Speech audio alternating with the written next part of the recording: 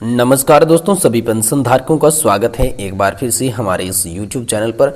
दोस्तों, इस समय की पेंशन धारकों को लेकर बहुत ही बड़ी खबर निकलकर सामने आ चुकी है, जिसमें दोस्तों हम बात करेंगे आप सभी EPS 95 पेंशन धारकों की हायर पेंशन के बारे में। जी, बहुत ही बड़ा अपडेट आया है, बड़ी खबर आप सभी की हायर पेंशन को लेकर निकलकर सामने आई है। वहीं दोस्तों हम बात करने वाले हैं OPS पर। बड़ी खबर है, थोड़ी कम मिलेगी लेकिन हर महीने मिलेगी पेंशन। जानिए राज्यों का नया प्रस्ताव क्या है और OPS को लेकर बड़ी खबर क्या है, इसके बारे में भी आज की इस वीडियो के अंदर संपूर्ण रूप से जानकारी देंगे। साथ ही दोस्तों नए साल के खास दिन केंद्रीय कर्मचारियों को मिलने जा रहे हैं 18 माह का बकाया DA एरियर।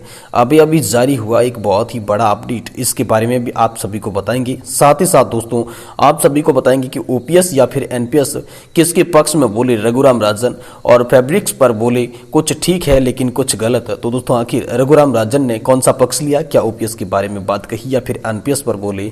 वहीं दोस्तों एक बहुत बड़ी खबर, और आप सभी के लिए यूं कहें कि यहां पर जो है अजित पवार ने आप सभी की पेंशन योजना को लेकर एक बहुत ही बड़ा बयान दिया है। जी हां दोस्तों, अजित पवार ने सरकार के बारे में कहा कि सरकार पुरानी पेंशन योजना को लेकर सकारात्मक रवैया अपना रही है, सरकार सकारात्मक है। जी हां दोस्तों, उन्होंने कहा कि सरकार या जूनी पेंशन योजनाएं बाबत सकारात्मक अजित पवार द्वारा यह बहुत ही बड़ा बयान आप सभी EPS 95 पेंशन धारकों के लिए दिया गया और सरकारी कर्मचारी राज्य कर्मचारियों के लिए दिया गया, जिसमें दोस्तों पेंशन धारकों को एक उम्मीद की किरण यहां पर जो है वो नजर आ रही है। तो सबसे पहले हम बात करते हैं कि EPS 95 पेंशन धारकों को लेकर एक बड़ी खबर क्या है। तो दोस्तों EPS 95 हायर पेंशन की एक ताजा खबर है। देश की नजर इस वक्त EPS 95 हायर पेंशन पर टिकी हुई है। कर्मचारियों और अधिकारी ये जानना चाहते हैं कि उच्च पेंशन के लिए खाते में पेंशन कब आने वाली है। ज्वाइंट ऑप्शन फॉर्म भरने के बाद EPFO की ओर से पेंशन चालू करने में हो रही देरी के लिए अब दोस्तों जवाब इसका सामने आ गया है। आधिकारिक रूप से बोल दिया गया है कि जनवरी में उच्च पेंशन लागू होने की उम्मीद है। इससे पेंशनर्स को काफी सारी राहत मिलेगी। दोस्तों federation of retired SAIL employees के जनरल सेक्रेटरी राम आगर सिंह ने यहाँ पर जो है सुनियोजित कौम के द्वारा बताया कि हायर पेंशन कर्मचारियों और अधिकारियों का अधिकार है, पेंशन मिलकर रहेगी। लोग तरह तरह की बातें कर रहे हैं जो कि गलत है। दोस्तों किसी को गुमराह होने की जरूरत नहीं है। जनवरी से EPS 95 हायर पेंशन उच्च खाते में आना शुरू हो जाएगी। इस बात की पुष्टि खुद EPFO के वरिष्ठ अधिकारी ने यहां पर आप सभी के लिए कर दी है। जिन्होंने ज्वाइंट ऑप्शन फॉर्म भरे हैं, यहां पर उनके लिए जनवरी में पेंशन मिलने की उम्मीद है। समय सीमा दोस्तों तय है आप सभी के लिए। EPFO की ऑफिसर्स एसोसिएशन ने सरकार को पत्र दिया था कि रिपोर्ट्स कम है, मैन पावर्स कम होने की वजह से कार्य में अधिक दबाव है। एक साथ लाखों फॉर्म का भरा जाना, यह भार बढ़ गया है दोस्तों, इसीलिए समय पर पेंशन लागू करने में समस्या हो रही थी। मैन पावर बढ़ाया जाए, श्रम मंत्रालय को पत्र भी दिया गया था और इस आधार पर दावा किया गया था कि दोस्तों जनवरी में पेंशन लागू हो जाएगी, जबकि नवंबर और दिसंबर में ही पेंशन चालू होने की यहाँ पर जो है उम्मीद दिख रही थी। तो दोस्तों दिसंबर बीतने को लगा है, लेकिन दिसंबर एंडिंग तक आप सभी की पेंशन के बारे में ये उम्मीद है। दोस्तों एक सवाल में जवाब में राम आगर सिंह ने कहा कि सरकार यही चाहती है कि लोग कम से कम फॉर्म भरे ताकि आपको कम पैसा देना होगा। पेंशन कार्मिकों का अधिकार है, वह मिलकर रहेगी, और वैसे भी सरकार के पास अधिकार है कि कुछ सुविधा में यह कटौती कर दे, लेकिन सुप्रीम कोर्ट की दखल की वजह से सरकार ऐसा कुछ भी नहीं कर सकती। दुर्भाग्य की बात यह है कि सेल में कोई भी एक अधिकारी ऐसा नहीं है जो हायर पेंशन पर गठरी पकड़ रहा होता है। तो दोस्तों EPS 95 पेंशन फेडरेशन के लिए यहाँ पर बहुत सारा संघर्ष किया है। वहीं दोस्तों अगली बड़ी खबर आप सभी की पुरानी पेंशन योजना यानी कि OPS को लेकर निकलकर सामने आ चुकी है। जी हां दोस्तों, OPS को लेकर बड़ी खबर है, थोड़ी कम लेकिन हर महीने मिलेगी पेंशन। जानिए राज्यों का नया प्रस्ताव क्या है। तो दोस्तों कुछ समय पहले ओल्ड पेंशन स्कीम को लागू करने की चर्चाएं चल रही थी। देश भर में पुरानी पेंशन योजना को दोबारा से लागू करने की मांग जोर पकड़ रही है और इसके पक्ष में कुछ राज्यों ने केंद्र सरकार को प्रस्ताव भी दिया था। और राज्यों ने प्रस्ताव देते हुए कहा कि सरकारी कर्मचारियों को ओल्ड पेंशन स्कीम से कम पेंशन देने की बात कही है। महत्वपूर्ण बात यह है कि दोस्तों चाहे पुरानी पेंशन स्कीम से कम पेंशन दो, लेकिन OPS की तरह सरकारी कर्मचारियों को नियमित पेंशन की देने की जो है वो बात कह दी गई है। साथ ही केंद्र सरकार ने इसके लिए कमेटी भी बना रखी है। जैसा कि दोस्तों आप सभी को पता होगा कि हाल ही में ओल्ड पेंशन स्कीम को लागू करने के लिए सरकारी कर्मचारियों द्वारा काफी जोर दिया जा रहा था। इसके सुझाव के तौर पर इस निर्णय को लेने के लिए केंद्र सरकार ने वित्त सचिव TB सोमनाथन की अगुवाई में 4 सदस्यीय कमेटी बनाई है और कमेटी दोस्तों ये तय करने वाली है कि मौजूद NPS में कोई बदलाव किया जाना चाहिए या फिर नहीं।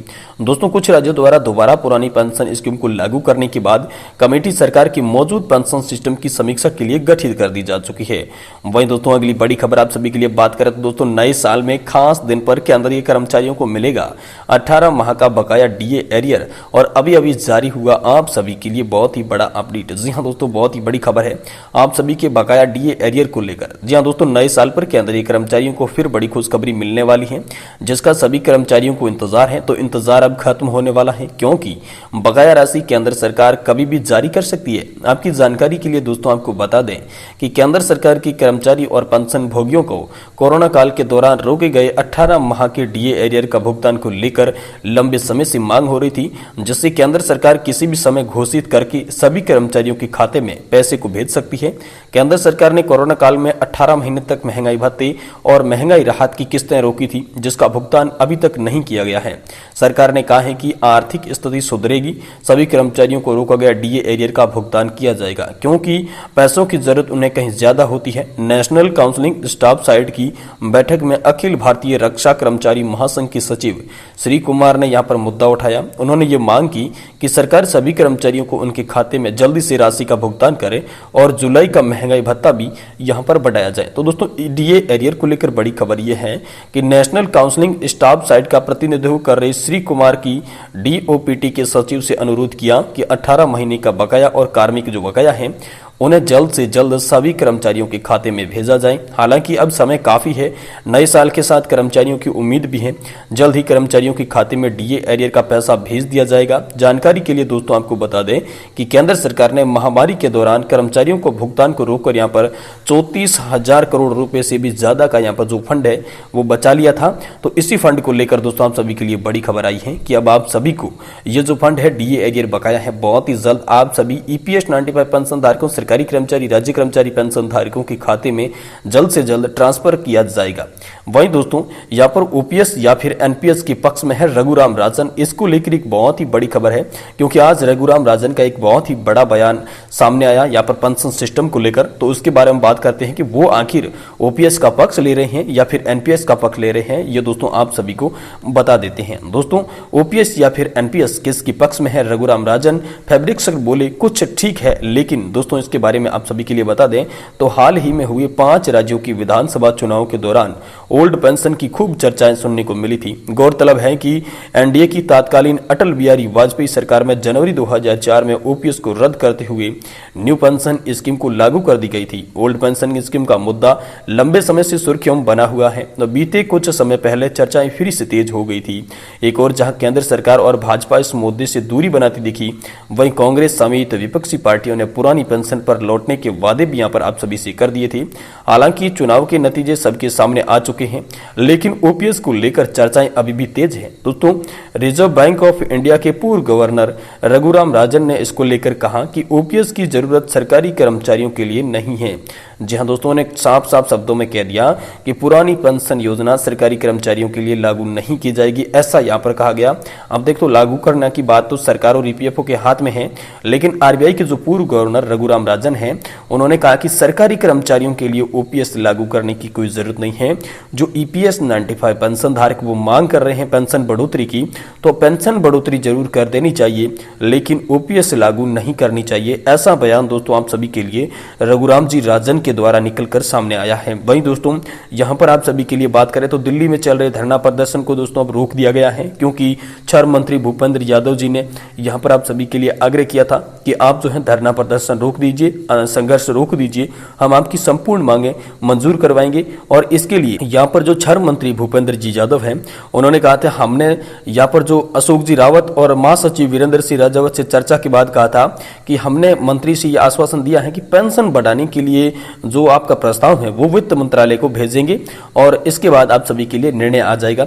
तो वित्त मंत्रालय को प्रस्ताव भेजने का यहाँ पर आश्वासन देने के बाद आप सभी से ये जो अनशन था, ये जो आंदोलन था, ये रोकने की यहाँ पर अपील की गई थी और पेंशन धारकों ने ये एक बार स्थगित कर दिया है। लेकिन कमांडर अशोक जी रावत ने बताया कि ये पूरी तरीके से रुका नहीं है। यहाँ पर अगर सरकार कुछ समयावधि के भीतर हमारी मांगे मंजूर नहीं करती है तो ये आंदोलन फिर से जारी रहेगा। तो दोस्तों यही आज की तमाम बड़ी खबरें थी।